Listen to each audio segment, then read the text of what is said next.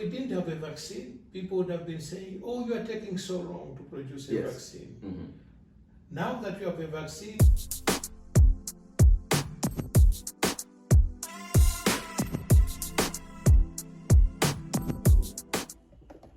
Fela in Malawi. We're back again with another special guest, the one and only Professor Johnson Kumwenda. Do you want to introduce yourself or should I? thank you. No, go ahead.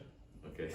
So, Professor Johnson Kumwenda is, how did Mr. Subjani say it? A preeminent physician who specializes in tropical medicine, right? Tropical medicine, tuberculosis, HIV and AIDS, and he's also my dad. So if it's a different vibe, it's because of that relationship for this one. So so I'll call you Dad, I guess. All the other guests go by their name, but Yeah. might as well. All right, Dad. So this is a very different or special episode because it's not part of season 1. It's not part of the new season that's going to be coming out later. Obviously, because of the second wave of COVID that's hit Malawi, we've put it on hold. It was supposed to start in February, but we'll wait until the numbers are low, until we all have herd immunity, whatever happens. We don't know how long that's going to take. And for that reason, that's why it's a special episode, because Professor Kumwenda has agreed to come and have a COVID-19 special podcast where we kind of want to just demystify and debunk some of the things that we have been hearing and seeing about COVID-19. Okay, so I'm going to stop talking. My role is done, basically. So, Dad, could you just explain to us? I want to start from the beginning because I don't want to assume anyone has all of the facts, so that we can kind of go down the list in a methodical way. So first of all, what exactly is COVID-19? I think we need to start there so that all of the other discussions are premised on that understanding. Thank you, Ruben. COVID-19, as we all know, is a viral infection that was first discovered in December 2019 in Wuhan, China. That's why it's called COVID-19. COVID basically is a coronavirus. There are several coronaviruses. Those of you that are old enough will remember in 2001, 2002, we had SARS. The first time we had SARS, it caused a few infections in Europe and in the US and in China, and then it petered off. And later on we had MERS, Middle East Respiratory Syndrome, which is another coronavirus. And from time to time we seem to get these coronaviruses jumping from animal sources into human beings, what is called a zoonotic illness. So COVID-19 is another SARS virus. That's why its actual name is SARS-CoV-2, after SARS-CoV-1 that was earlier in the 2000s. So that's a COVID-19. Basically, it's a respiratory illness affecting the airways from the nose up to the lungs. And depending on someone's pre-existing immune system, whether it is intact or not, they may end up having quite a severe illness, or they may be asymptomatic, going around as if nothing has happened. So that's COVID-19. Mm-hmm. Well, what does the COVID come from? Because it seems it's corona, and you're saying it's SARS-CoV-1, why COVID? Is that just a name that's been coined for these respiratory diseases? So COVID means coronavirus, just the short just a shortened form, okay. Of coronavirus. And the corona comes from the crown-like thing that's under the crown-like, what you call it, depiction, under the microscope? If you look under electron microscope, not the normal light microscope, but if you look under electron microscope, the virus looks like a crown. Mm-hmm. So that's why it's called corona. Okay. Yeah. Great. So from there, I think the best thing, so I understand it's a respiratory disease. You can be asymptomatic and still have it, or depending on your immune system, you might have a worse response to it. On that basis, what exactly are the best ways to protect yourself from it? And I'm just talking about as a human being, not the government or anything else. Yeah, so in general, respiratory illnesses basically are transmitted from one individual to another through actions related to breathing. So whatever action we take, whether we cough, whether we sneeze, or just the normal act of breathing, that's how these respiratory viruses are transmitted from one another. Now, if you cough, it means the droplets from your mouth and your nose can travel can travel for a longer distance than if you do not cough. Similarly, if you sneeze, they can travel a bigger distance than if you just breathe normally. Now, the things to protect yourself that you can use to protect yourselves include, therefore, separating yourself from someone who may have the infection. So if there's enough distance between you and someone who has an infection, then probably you'll not get infected. So this distance from scientific studies have been shown that if you are at least 6 feet away or 2 meters away, normal breathing might not impact you that much, but sneezing might throw it further away. So to protect yourself further, then you might need to cover your mouth and your nose so that when you breathe in and out, those particles are not part of what you breathe in and out. Now, the greatest protection will come if the one sneezing, the one that has got the infection, cannot project the particles to anyone else. So therefore, for that individual putting on a mask, it's most important to protect others. So when they cough, all the particles remain within the mask. So that's the most important thing to protect one another. Now, where you are is equally important. If you are in the open, the ultraviolet light from the sun seems to be effective in quickly deactivating the virus. So even if you cough, it may not linger that much in the air compared when you are indoors, where it is dark and it is cool, and therefore the particles might linger in the air for much longer. And even when they land on a surface, and if you come and touch that surface before the virus is inactivated, then you might infect yourself. So how long does it take? What's the difference for it to be inactivated in direct sunlight as opposed to like in a closed room? That I have to look it up. I have to be honest, I have not looked it up how long activation or inactivation takes place in direct sunlight compared to the to indoors. Yeah, because from my minimal, say remedial research, it seemed what vitamin do you get from the sun? I always get confused. Is it vitamin B or D? It's D. It's D. It was shown, or someone was saying online that people who had worse reactions to COVID had a vitamin D deficiency. And is there a correlation between the ultralight and the vitamin D, or is it just? So, I mean, we make vitamin D from the skin. Now, for the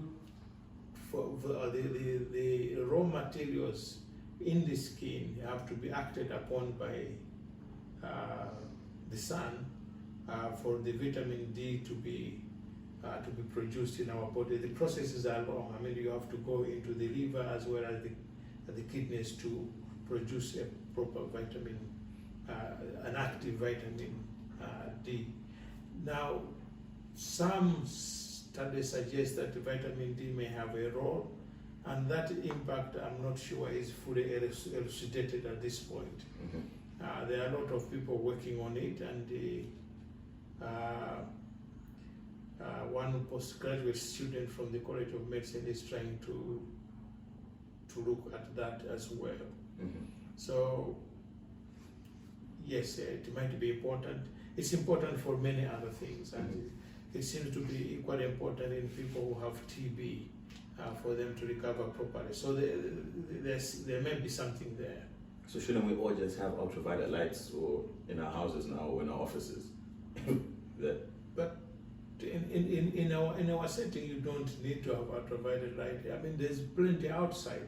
Spend time outside, and that will be adequate. But I mean, like, if for some of us, let me word this correctly so I don't get fired. When you are working in shifts, right, and you have to be in the office regardless of how the pandemic is, would it be beneficial? I'm just musing, to have an ultraviolet light in your office? I'm not sure that is necessary. Our colleagues from the Arctic Circle, when I visited the Tromsø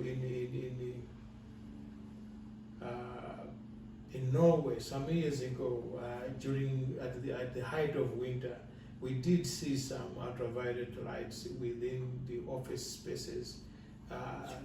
They say it also improves mental health. But in this country, if you have windows open, probably you get enough light coming in that having these artificial lights may not be necessary. Okay. All right. I just thought an ultraviolet light would look cool. Moving on. So I think this is the part which most people would want. I wanted there to be the background because I didn't want there to be any assumptions. But from there, I think the next step we need to take in the discussion is what exactly is a vaccine, in terms of, because we know there's a vaccine, various vaccines being touted. So what is a vaccine in general, so that we can discuss what the COVID vaccine is? Okay, so maybe we need to step back a little. Now, if you get,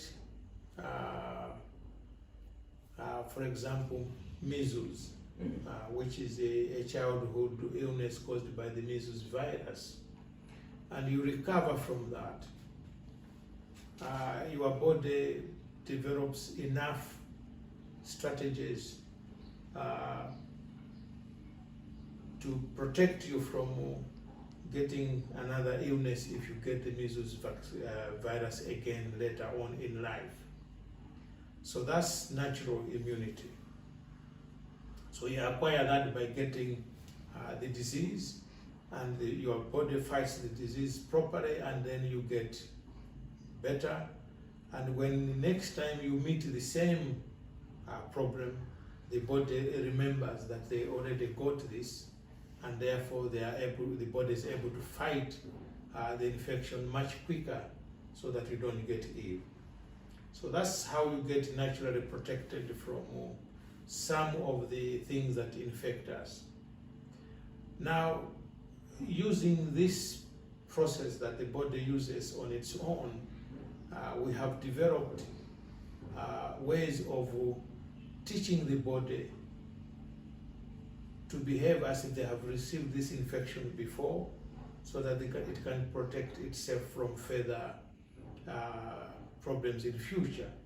So that's what is called a vaccine. So you train the body to recognize something that is a dangerous infecting agent, that it can remember when it comes to infect you in future. So vaccination is based on this premise that once you teach the body how to remember that they have met this evil thing before, the body can quickly mount a defense against this thing. So we have several vaccines. So I've already talked about the measles vaccine. We also have a vaccine against diphtheria, which is another respiratory condition, respiratory infection. Measles is another virus. We have the polio virus. We have a vaccine against that. And we have a vaccine against TB, although it doesn't work very well. So these are examples of vaccines. Now, the COVID vaccine basically works in the same principles. So what scientists have done is to take part of the virus from the COVID virus, and engineer it in such a way that only a small fraction of that virus is put into the cells, and the cells manufacture lots of what are called messenger RNAs, and these are the things that produce antibodies. What does RNA stand for? Ribonucleic acid. Okay. Probably I should not go that way because it's going to be confusing to a lot of people. Yeah, we'll keep it at RNA. So, for example, the Pfizer vaccine uses messenger RNA, Mhm. which is the normal process of making protein from the way the normal process cells are used to make protein, and proteins are very important in our bodies. Mhm. For various reasons. So this messenger RNA makes the body to produce defense proteins. We call them antibodies. And when the virus comes in, then these antibodies are able to recognize this virus and destroy it or render it inactive. So that's one way. The other way, like the Oxford vaccine, is that you take a portion of the virus and put it in an inactivated virus, another virus called adenovirus, Mhm. and inject it into somebody. Mhm. Okay, and the body recognizes that something foreign has come in. Mhm. The way it recognizes the measles virus. Mhm. So it recognizes that if something foreign has come in, this is not normal, this is not part of me, and the body produces defense mechanisms, antibodies to this thing that has been injected into you, and produces those defense proteins, so that when next time you meet the actual virus, the body can defend itself against it. So this is the vaccine. Yeah, sorry. So is that for the Oxford method? So it's in another inactive virus, which is not. It's in another inactive virus, and that part is what goes into the human cell to start the process of manufacturing antibodies. So the adenovirus is basically a tool to introduce this portion of the COVID virus into. Okay, so the body's not fighting the adenovirus; it's still fighting the COVID. So the body is still fighting the COVID virus. Now, there is a chance that the body might also be fighting this adenovirus, the inactivated adenovirus. This is one of the issues that people have with the Pfizer virus, the Oxford virus, that when you give a second jab, the body might not be recognizing the COVID part. It might be spending its time recognizing the adenovirus. Yeah. So those are the basic technicalities. Okay. But when we come to vaccines, basically that's what it does, to introduce something foreign to the body, mimicking something that can give you disease, and then the body fights the mimicry and produce soldiers that will protect you when the real thing comes later on. Yeah. Okay. So, I mean, this is the basic reason why I'd asked you to give this talk, is because I've seen a lot of strange reactions to the vaccine. People are saying it's Bill Gates trying to kill Africans. They're saying it's the 666 mark of the beast. So there's a lot of stuff happening. But I just want to understand, because you talked about the vaccines you already have, polio, measles. So are we all vaccinated in Malawi, like when we're born, or is it like you have to pay for it? Like, what is the current? Because people are acting like they've never gotten a vaccine before. So the Malawi program vaccinates children at different ages against several of these illnesses. So, for example, the TB vaccine, we call it the BCG, it is given at birth. So any child that is born is given the BCG. Because we also have a huge problem against hepatitis B in Malawi, which causes deaths in young people in their 20s and 30s from liver cancer. Government started a couple of years ago to vaccinate every child against hepatitis B, and that is also given at birth. And that's government hospitals, private hospitals, everywhere across the board. Yeah. So are people not told? People are told. So the parents are told. And parents bring their children back because they are told at 6 months, bring your child to get vaccinated against this virus. At 9 months, come with your child to be vaccinated against this illness. And the mothers and fathers take their children to hospital to get this vaccination. It's nothing new. We have been dealing with this since the 1960s. Those that are old enough will remember that we used to have a huge problem against smallpox in this country. So people who are as old as me, in their 50s, 60s and older, will remember that there was a huge campaign in the 1970s to eradicate smallpox. And people like me, I have a scar on my left arm, which is a BCG scar, and I have a scar on my right arm, which is a smallpox vaccine. I don't remember which one mine is. That's it. You have one only. Is that because? BCG. So, how does that work? Is it just that they'll inject in the same place again and again, or? No. So I made a mistake. So the right is BCG, the left is smallpox. Okay. So when vaccines have been here for a long time, it's nothing new. And so for people to turn around that the vaccine against coronavirus is a mark of the beast, I think there's some form of disingenuousness in the population, because they have taken their children to be vaccinated against measles, against TB, against polio, and against other infections in this country. They have not raised any eyebrow, and they have wholeheartedly accepted to protect their children against these problems. And most recently, the government has introduced another vaccine, especially in girls at the age of 11, 12, 13. We call it the human papillomavirus. It protects the girls against cervical cancer.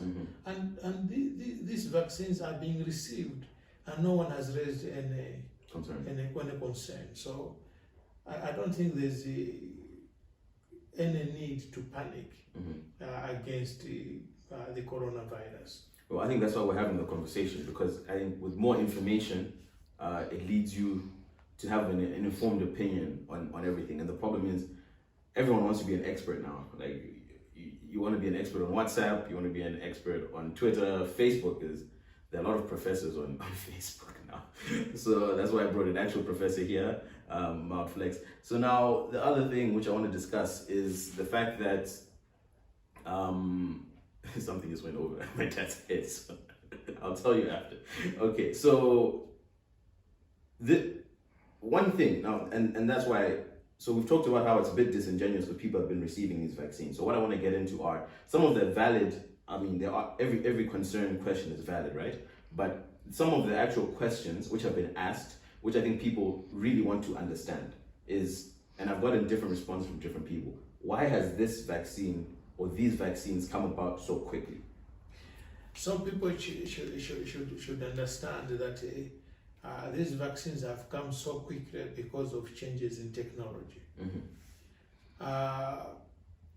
Those of us in this medical field and science field will remember that actually it was in the 1950s when Watson and Crick deciphered the DNA, which is the deoxyribonucleic acid structure. That is basically the molecule that is responsible for our genetic makeup. Once that was deciphered in the 1950s, over time, more and more understanding of how basically DNA functions to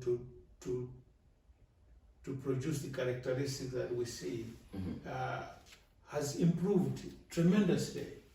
I talked about messenger RNA earlier on, and basically that's how you move from the nucleus, where the DNA is, to making, for you to produce a protein, which is actually, the protein structure is hidden within the DNA.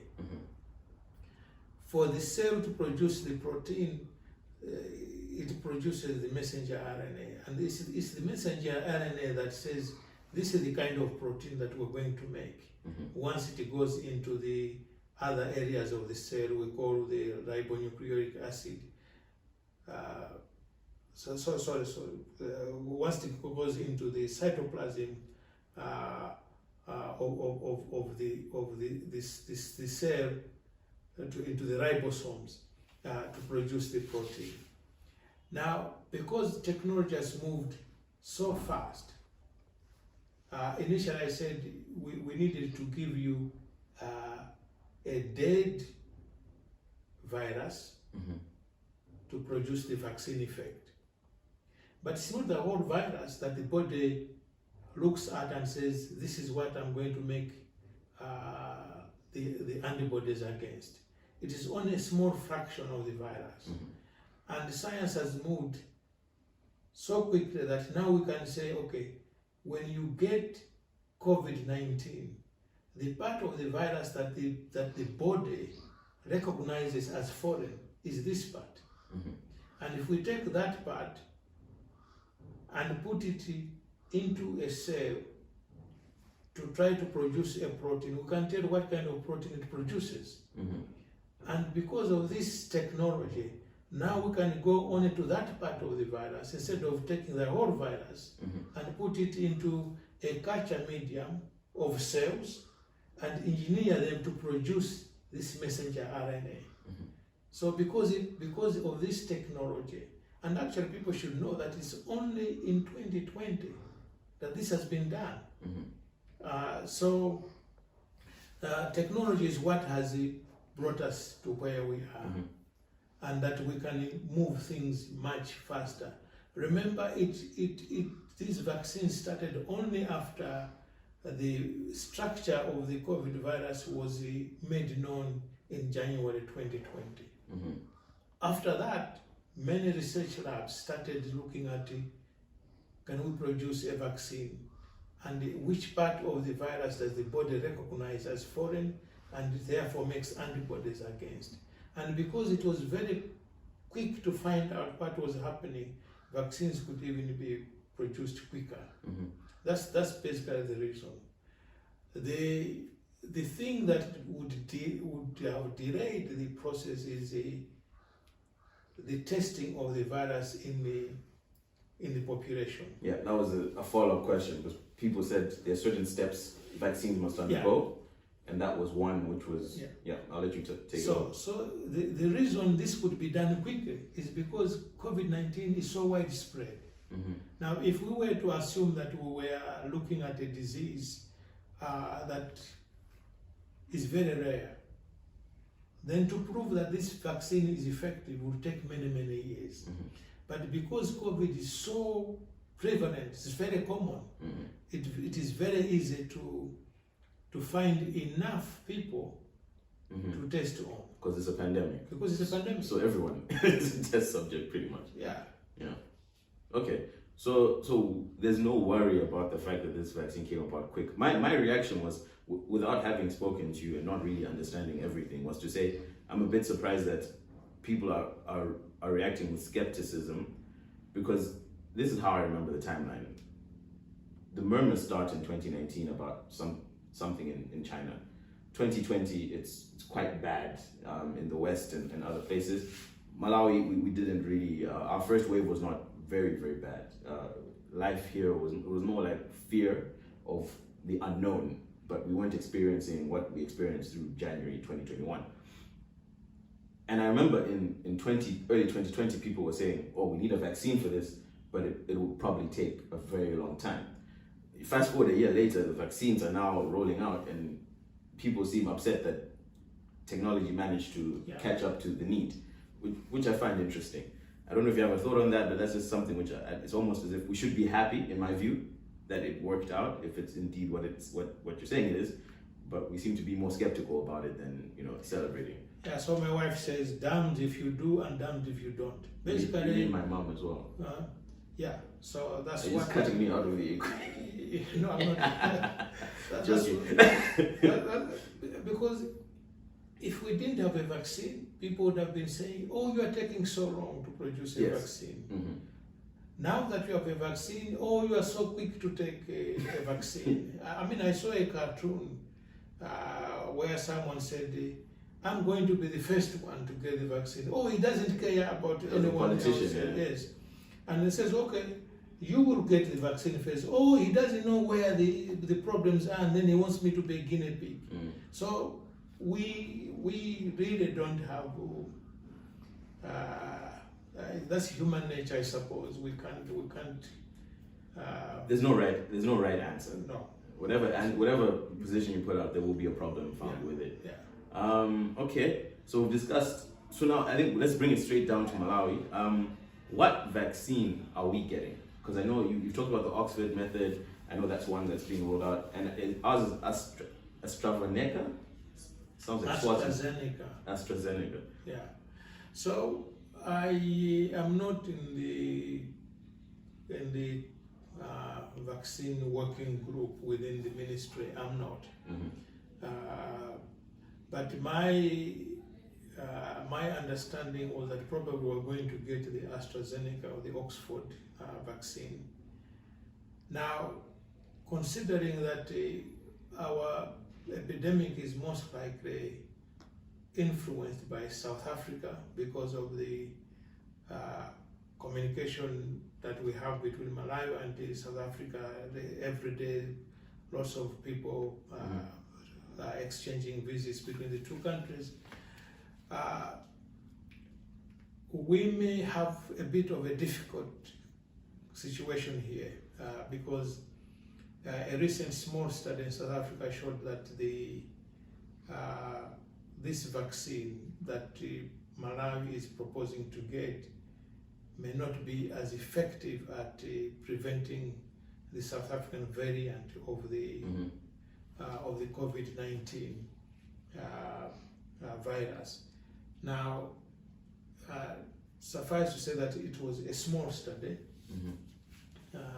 If you read numbers in COVID vaccine studies in the 30,000s or something like that, this was only 2,000 individuals. So in the realm of clinical trials for these vaccines, it was a small study. Mm-hmm. But it showed that there was no difference in terms of people having mild and moderate symptoms if they had the vaccine or if they did not have the vaccine. Mm-hmm. And this was only in young people, I think around the age of 30s. So if Malawi has this South African variant circulating within the population, then probably we may have issues with the vaccine. But we don't have data locally to tell us what proportion of the virus circulating in Malawi is the South African variant. We should also remember that we have a neighbor to the north where COVID is said to be non-existent, but we know that many people have tested positive coming out of that country into Malawi. And what kind of virus Tanzania has, we really don't know. So, but haven't they accepted that they have it because they're creating their own vaccine or their own ginger juice thing? I've not heard the president say it openly that the virus is now in Tanzania. Yeah, but I saw an article where they have rejected vaccines from abroad because they're creating their own. So is that not an admission in and of itself if you're creating a vaccine for something that doesn't exist? I suppose a roundabout way of admitting that there is a problem. But so for Malawi, it's difficult to say whether the Oxford vaccine is the right one for us or not. until we have our own data to tell us what proportion So of the virus circulating. AstraZeneca is the Oxford one. Yes. Okay.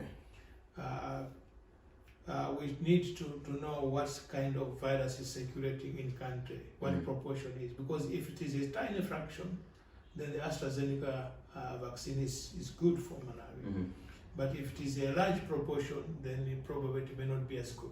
Okay. I was watching a program on Times, and the way they explained it, they were saying that even if it's a South African variant, that would still be positive because it limits the severe symptoms. So we won't have people from that same study. You won't have people needing oxygen tanks, and they're like. Yeah, but the problem we have is that it was done in young people. Okay. And the problem is that we don't know whether they can pass it to other people. So because they'll still be coughing. They'll still be coughing. They'll still have the virus. The efficacy of the vaccine in this South African study was only 22%. And also 22% of those people that did not receive the vaccine also got the same kind of symptoms and the virus. So there was no difference between the two. Now, had it been done, if there's an analysis in the older people, it would be important to see what kind of protection it afforded the older people. For us to say, yes, go ahead and vaccinate everyone against the Oxford virus, because vaccinate everyone with the Oxford vaccine and see what protection we'll get. So that's difficult. Okay, but when the president said by end of February the vaccines would be in country, you're making it sound as if we're still deciding whether we're going to get that one, or is that just to your knowledge? No, that was my knowledge. Okay. That was my knowledge. He made it sound as if he's already ordered it and it's on its way. That's why I'm saying I'm not in the vaccine working group, so I really don't know which vaccine. But my from some sources, I think it is the AstraZeneca Oxford vaccine that we're getting. Yeah. So do you think we'll be able to achieve herd immunity anytime soon, or are they concerned there won't be enough doses coming?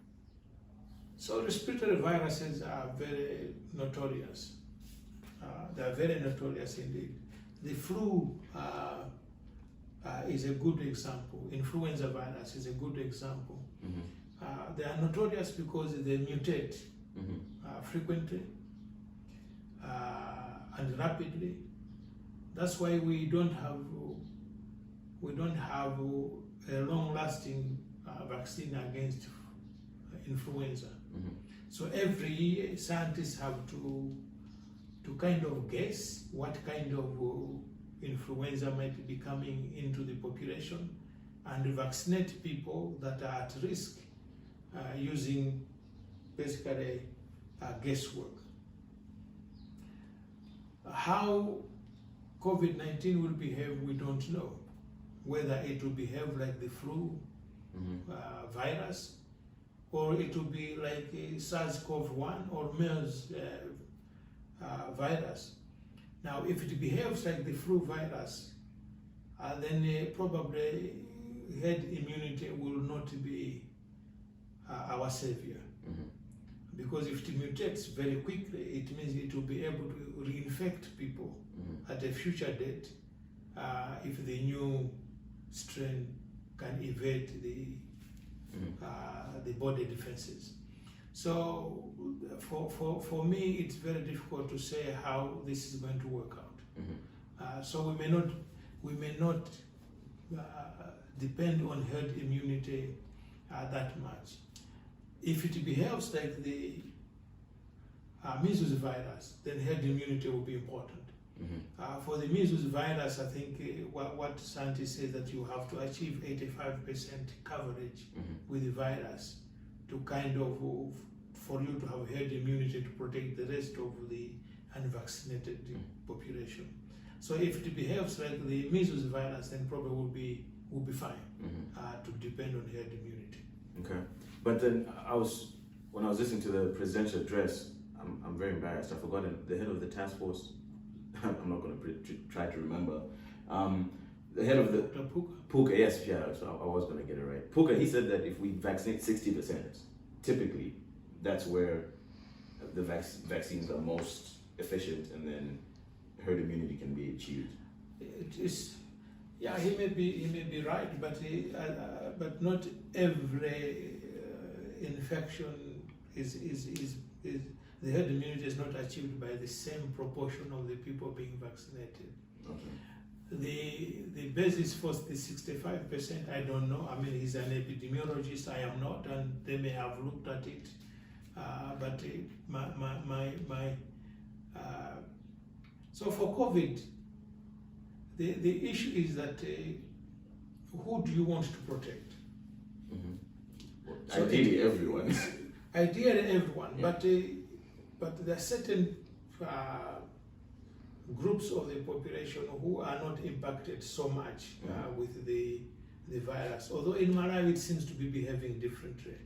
We have lost young people, especially young men in their 30s and 40s to the virus. So in Malawi it seems to be behaving a little bit differently.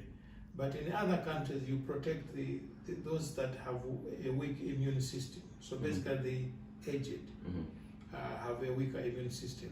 Those with the comorbidities, diabetes, hypertension, heart failure, kidney failure, and such people, you protect by giving them the vaccine. If you cover those, then you are less worried that even if the healthy ones, even if they get the virus, they will not be impacted as badly. So if you want to reduce morbidity and mortality, you cover those that are at greatest risk, and say the people that are healthy may not be such a problem. Now, here lies the catch in Malawi. We don't do annual evaluations on everyone. And therefore we can't say who has diabetes, who has high blood pressure, because large numbers of our people walking around have never been to the doctor in the last 1 year. And you can't say whether they have these problems or they don't. So yes, your answer to say cover everyone would be probably the right one. But does Malawi have the resources to cover everyone? Should I answer, or you just leave it in the air? It's a question I pose to all of us. Do we have the resources to do that? I'm not talking about only money. I'm talking about the human resource to vaccinate 18, 19 million people. I'm talking about the health infrastructure to do this kind of work. Do we have that infrastructure? If the answer is no, then the cost is not only in the procurement of the vaccine, the cost is also in translating that procurement into actual vaccination. That becomes a tremendous problem. Yeah. Okay, one which I hope we'll be able to deal with. I mean, if the vaccine is what, 7,000, the equivalent in my question was either between 7 to 10,000. Yeah, it's about $10. About $10. Yeah. Is it not? Should we not consider everyone who does have the capacity to create a fund to at least kill the cost? Because there are a lot of Malawians that can afford 10,000 kwacha. Not a lot. Oh, okay, not a lot. There is a proportion of Malawians that can afford. Let's remember that over 80% of our population lives in the rural areas. And I'm trying to see, I think it's just around 50 or between 50 and 60% of the population lives below the poverty line. Yeah.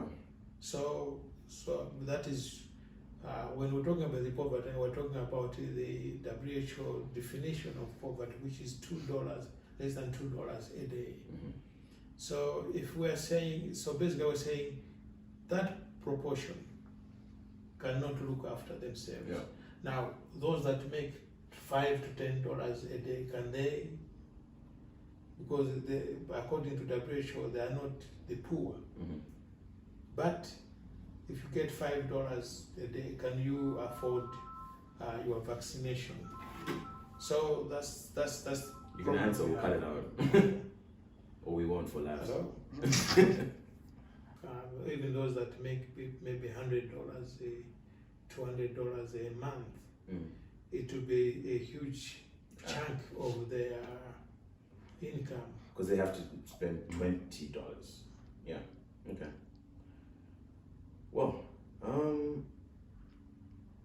don't want to end it on a doom and gloom. So is there anything you want to say? Because maybe we can do another one where you talk about the medical profession and how to become a specialist in certain fields. Is there anything you'd like to say to anyone? Because I know there are quite a few people who are excited to hear from you on this, probably former students and people who just want to hear about it. So the one thing I want to say that probably we're tackling the COVID epidemic the wrong way. For any epidemic, prevention is the biggest component of dealing with the epidemic. My only displeasure at this point is that as a country we have really not taken to heart the measures that can curtail the spread of the virus. There are very few people who truly follow what is needed in terms of protecting themselves and protecting others. If you look at the funerals in the country, we are no near the numbers that the government recommended. Even that number of 50 was unscientific. Yeah. But they plucked it from the air and said we allow 50 people. If you look at our markets, they're teeming with people, and these are super spreading events. If there's only one individual who has the virus and they have large enough quantities of the virus in the respiratory tract, they will spread to lots of people. And therefore, in my view, the biggest component of resources should have been to enforcement of these measures. We're not saying they should have closed the country. They would easily have said for 2 days we're closing Limbi Market, sanitize it, and when opening say that only those people that have space to sell their wares would be allowed in. And this, in so doing, would have prevented a lot of spreading of the virus. So, but we have not been keen, and we have, in my view, probably completely refused to do what is right. We have concentrated on treatment, but treatment, by the time you want to treat someone, for many people it's too late already. And we have lost people unnecessarily to the virus. I would plead with the head of state to reconsider the guidance he gets from his scientific team. In my view, he has been given wrong advice. There's need to move quickly to prevention rather than concentrating on treatment. Okay, that was not as positive as I hoped, but definitely necessary. So where I'll end it off is to say, I know you're very serious about this, which is also why I know that was the closing.